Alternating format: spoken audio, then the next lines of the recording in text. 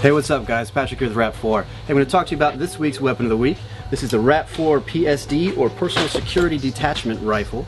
I modeled this after an SBR, or short-barreled rifle. This one would be used for law enforcement and military training for what's known as a personal security detachment. Those are basically armed bodyguards that are there to protect an HVT or high-value target, senator, diplomat, whatever. They ride around with them, typically in up-armored vehicles, and they're always by their side and between them and any kind of threat. Now, I gave it the AK-47 folding buttstock because one, I just think it's gorgeous, and two, to give it that folding ability.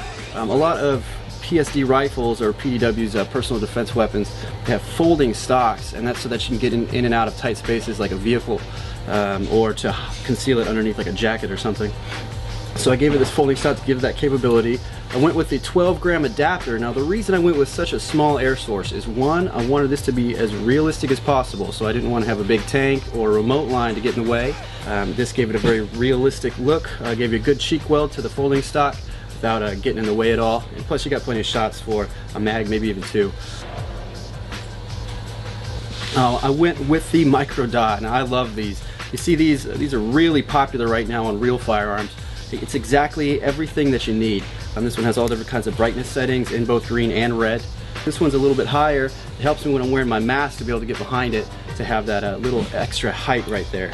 And moving on, I went with the Phantom Riz handguard. Now the Phantom handguard doesn't have any rails, the Phantom Riz does. I like to have this one rail. I took the bottom one off, but I went with just one rail for a flashlight. That's all I want on this one. Most PSD rifles are supposed to be low snag. You're going to be in and out of vehicle, rubbing it all over your gear. You need this to be as low profile and smooth as possible so it doesn't get caught on anything. Bulk is the enemy when you're trying to get in and out of vehicles. So I do want a flashlight on it just because a lot of operations happen at night.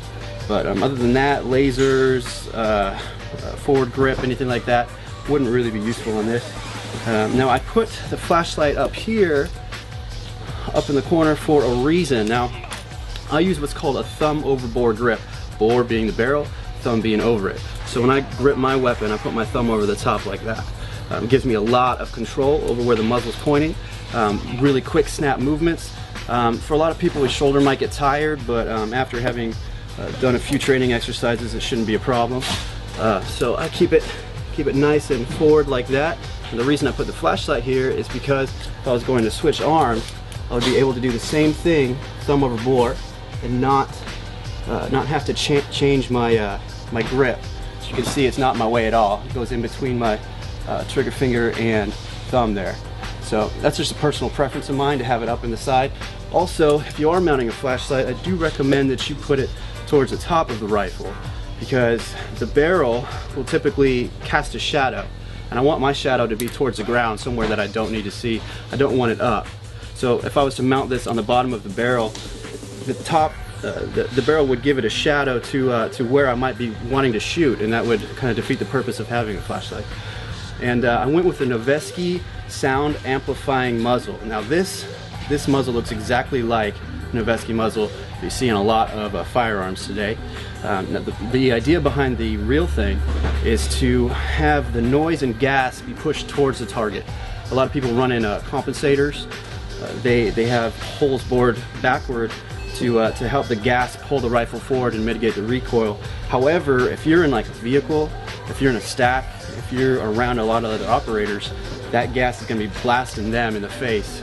Those of you who go to the range, you'll feel that guy with the compensator will be coming back at you. The noise as well. This one right here, this actually amplifies the sound, makes it even more real. It makes this paintball gun sound even more like the real thing. It's not nearly as loud. You don't need ear protection or anything, but it does help with a training exercise to give you that chaos, the chaos of the battlefield. Towards the beginning of the week, we like to set these packages up. Now we're still waiting for some really good submissions from you guys, so be sure to give us your ideas of what you'd like to see on your dream rifle. We'll go ahead and put it together, and if it's cool enough, we're going to name it after you. It'll be in our online catalog. It'll have its own page and a picture to show all your friends how cool your setup was. Be sure to submit those ASAP so that we can get on those. Thank you very much. We'll see you out there.